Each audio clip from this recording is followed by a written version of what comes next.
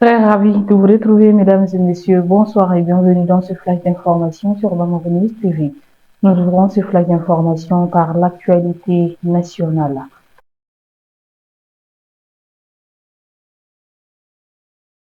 Le bureau du vérificateur général vient de dévoiler un rapport accablant sur la gestion de l'agence de gestion du fonds d'accès universel entre 2020 et 2023. Ce rapport met en lumière de graves irrégularités financières qui remettent en question la bonne gouvernance de cette institution chargée de promouvoir l'accès aux services numériques au Mali.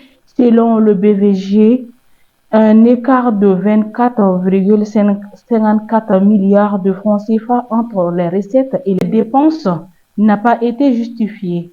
Cet écart considérable soulève des questions sur l'utilisation de ces fonds. De plus, un prêt de 20 milliards de francs CFA accordé de manière irrégulière au trésor public pour faire face à la crise sanitaire a été utilisé pour couvrir des salaires en violation des règles financières. Le rapport pointe également du doigt des dépenses jugées injustifiées, telles que des abonnements téléphoniques pour des employés déjà indemnisés à ce titre. Par ailleurs, la perte de 409,31 millions de francs CFA due à la non-conformité d'une banque partenaire souligne les lacunes dans le contrôle des opérations financières de l'AGEFO. Toujours au pays, Amadou Koufa a annoncé le décès de Tcherno Amadou Aditala, accusé de collaboration avec les forces maliennes et leurs alliés. Le guide spirituel aurait été kidnappé fin décembre 2024. L'audio ambigu et non authentifié évoque sa possible mort, plongeant le Mali dans la consternation. Un enregistrement attribué à Amadou Koufa, chef de la Katiba Massina, composante du groupe de soutien à l'islam et aux musulmans, DUMA selon son acronyme arabe, évoque le sort de Tcherno Amadou Aditala, petit-fils de Cheikh Oumar Tal et calife général de la confrérie oumarienne du Nioro du Sahel. Dans ce message audio, le numéro 2 de la coalition djihadiste affilié à Hakim laisse implicitement entendre que le guide spirituel est décédé.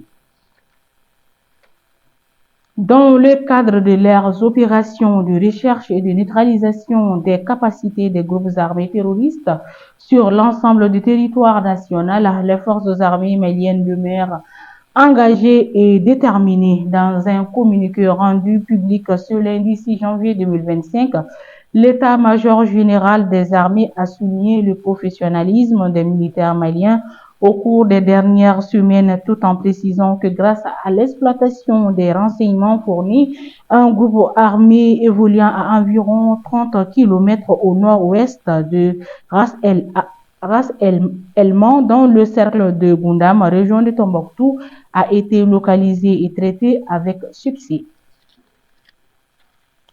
Le traditionnel cérémonial de présentation de vœux de nouvel an du ministère des Transports et des Infrastructures s'est déroulé ce lundi 6 janvier 2025. La cérémonie a été marquée par 2 allocutions. Il s'agit de celle de Monsieur le secrétaire général du ministère des Transports et des Infrastructures et de Madame le ministre Dambélé Madina Sissoko.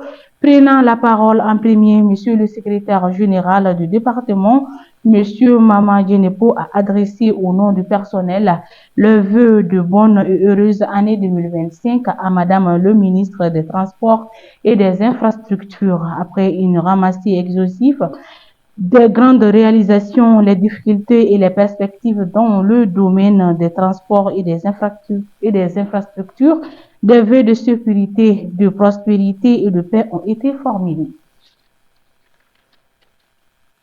Ce lundi 6 janvier 2025, le Premier ministre, le général de division Abdoulaye Maïga, a accordé une série d'audiences à la primature recevant successivement l'ambassadeur des États-Unis, l'ambassadeur du Canada au Mali, ainsi que l'ambassadeur de la Palestine. Les discussions ont principalement porté sur le renforcement de la coopération bilatérale, avec une attention particulière accordée aux investissements et au développement économique. Les diplomates ont exprimé leur souhait et bénéficié d'une écoute positive de la part des autorités maliennes, en particulier concernant le partage de technologies dans les secteurs clés tels que l'énergie renouvelable et l'exploitation minière. En réponse, le Premier ministre Abdoulaye Maïga a salué les initiatives des ambassadeurs, soulignant que celles-ci témoignent de l'excellence des relations diplomatiques et économiques entre le Mali et leurs pays respectifs. La traditionnelle cérémonie de montée des couleurs nationales a eu lieu ce lundi 6 janvier 2025 sous la présidence du Premier ministre, chef de gouvernement, le général de division Abdoulaye Maïga. À son arrivée sur l'esplanade de la primature, il a été accueilli par le directeur de cabinet Mohamedou Touré. Le chef de gouvernement a ensuite donné l'ordre au commandant Boubacar Koulibaly de procéder à l'exécution de la cérémonie. Après quelques coups de clairon, le drapeau national a été hissé au sommet du mat, tandis que l'hymne national était solennellement interprété. À la fin de la cérémonie, le Premier ministre a salué les participants et leur a adressé quelques mots empreints de bienveillance. Cette cérémonie, qui se déroule le premier lundi de chaque mois sur l'ensemble du territoire national, vise à promouvoir le civisme et à cultiver l'esprit patriotique parmi les citoyens. À présent, l'actualité internationale.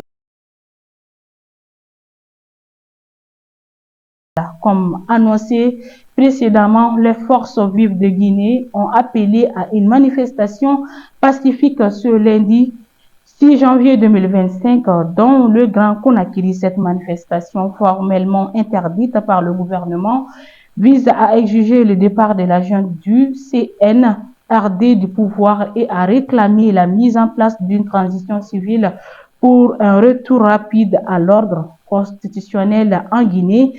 Mais ces mots d'ordre n'ont pas été suivis ce matin sur l'axe Consensus-Amdalaï-Bambeto.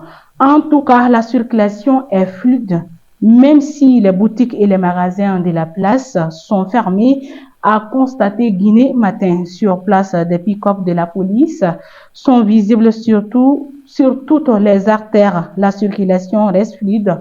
Plusieurs magasins restent fermés et quelques écoles n'ont pas fait de cours. Aucune manifestation n'y a encore été signalée. Par contre, des traces de violence de la nuit sont visibles par endroits. Et voilà, mesdames et messieurs, nous sommes à la fin de ce flash d'information. Merci à vous de l'avoir suivi. Au plaisir de vous retrouver très prochainement. D'ici là, portez-vous bien.